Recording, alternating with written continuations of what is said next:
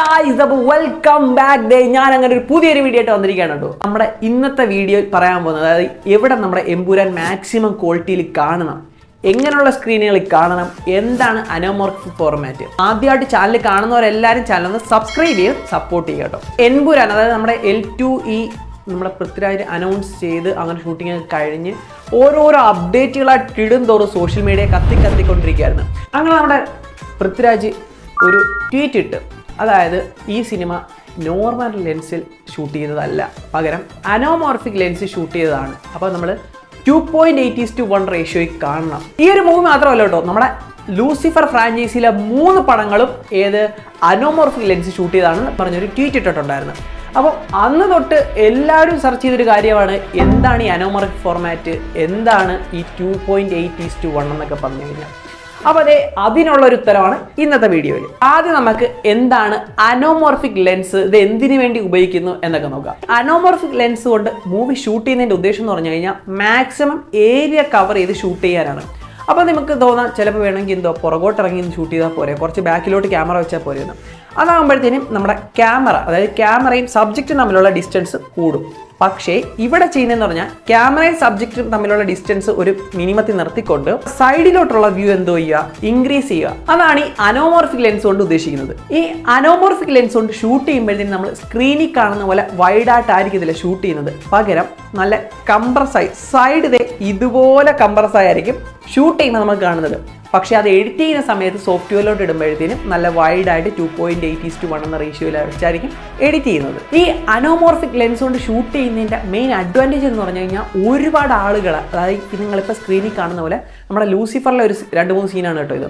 അപ്പം ഈ സീനുകളിൽ കാണിച്ചേക്കുന്ന പോലെ മാക്സിമം ആൾക്കാരെ നമുക്ക് എന്ത് ചെയ്യാൻ പറ്റും, അറ്റ് എ ടൈമിൽ സ്ക്രീനിൽ പ്രസൻറ്റ് ചെയ്യാൻ പറ്റും. ഷൂട്ട് ചെയ്യുന്ന ടൈമിൽ ഉണ്ടായ ഇമ്പാക്റ്റ് അതുപോലെ സ്ക്രീനിൽ കൊണ്ടുവരാൻ പറ്റും. അതായത് കട്ടായി പോകുന്ന ഒരു സിറ്റുവേഷൻ നമുക്ക് എന്ത് ചെയ്യാൻ പറ്റും, അവിടെ ഒഴിവാക്കാൻ പറ്റും. അതിനുവേണ്ടിയാണ് ഈ അനോമോർഫിക് ലെൻസ്. അത് മാത്രമല്ല നല്ല പക്ക ക്വാളിറ്റിയോടെ ആയിരിക്കും നമുക്ക് സാധനം കാണാൻ പറ്റുന്നത്. ഇതാണ് അനോമോർഫിക് ലെൻസ് എന്തെന്ന് വെച്ച് കഴിഞ്ഞാൽ. ഇനി അനോമോർഫിക് ഫോർമാറ്റ് നേരത്തെ പറഞ്ഞ പോലെ 2.8:1.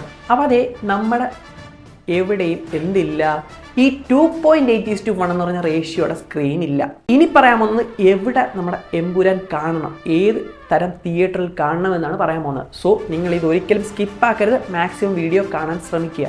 നമുക്ക് ഇപ്പം അവൈലബിൾ ആയിട്ടുള്ളത് 3 ടൈപ്പ് സ്ക്രീനാണ് കേട്ടോ. ഒന്ന് സിനിമാസ്കോപ്പ്, അതിൻ്റെ റേഷ്യോ എന്ന് പറയുമ്പോഴത്തേനും 2.39:1. രണ്ടാമത്തേന്ന് പറയുമ്പോഴത്തേനും നമ്മുടെ ബിഗ് സ്ക്രീൻ അല്ലേ, വൈറ്റ് സ്ക്രീൻ, അതിൻ്റെ റേഷ്യോ എന്ന് പറയുമ്പോഴത്തേനും 1.85:1 ആണ് കേട്ടോ.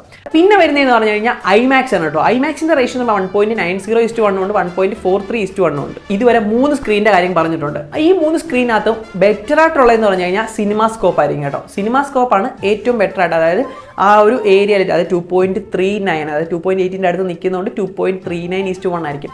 പക്ഷേ ഈ ഒരു സ്ക്രീനിൻ്റെ ടൈപ്പിലോട്ട് വരുമ്പോഴത്തേനും മെയിനായിട്ട് ബ്ലാക്ക് സ്ക്രീനിൻ്റെ അളവ് കുറവായിരിക്കും. അത് താഴെയും മേളും, അതായത് ഈ വലിച്ച് വെച്ചേക്കുന്ന സാധനം എന്തുമായിരിക്കും, താഴെയും മേളും ബ്ലാക്ക് സ്ക്രീൻ കുറവായിരിക്കും.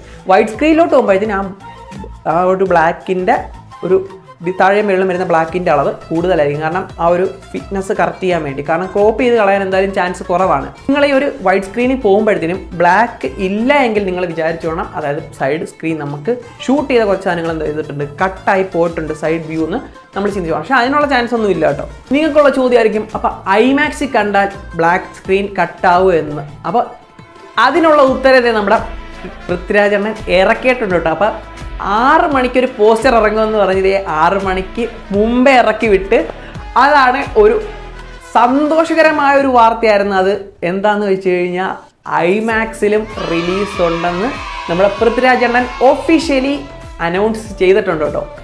അതിൻ്റെ ഒരു വീഡിയോ നമ്മൾ അടുത്ത വീഡിയോയിൽ ചെയ്യുന്നതായിരിക്കും. ഇതൊക്കെയാണ് തിയേറ്ററിൻ്റെ കാര്യങ്ങളും പിന്നെ അനോമോർഫിക് ലെൻസും സ്ക്രീൻ റേഷ്യോയും.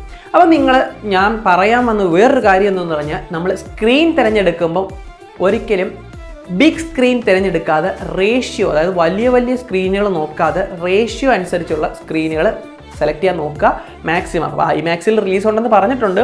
അത് കൂടാതെ നമ്മൾ തിയേറ്റർ അടുത്തുള്ളതൊക്കെ തിരഞ്ഞെടുക്കുമ്പോഴത്തേനും ഒരുപാട് വൈറ്റ് സ്ക്രീനായിട്ട് നോക്കുക, ബിഗ് സ്ക്രീൻ നോക്കാതെ. അതാണ് എനിക്ക് പറയാനുള്ളത്.